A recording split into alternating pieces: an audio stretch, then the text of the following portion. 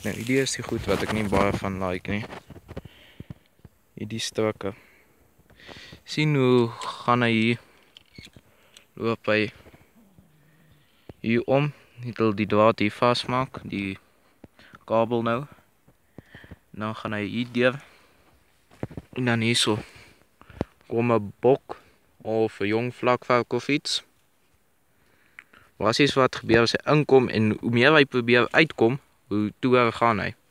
Dan basies dan verwilge die dier dood, maar dit kan partykeer baie lank vat. Ek het al diere doodgekry in stukke en klomp wat nog lewe en party wat naby was aan dood.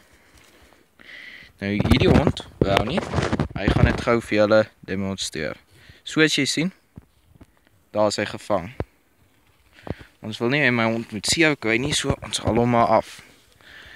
Maar dit word baie hier geinstel en baie diere word so doodgemaak. Maar dis nie die punt nie, is die punt dat die mense nie altyd hulle goed kon kyk nie. Dit is wat my die meeste pla van hierdie metode van diere vang.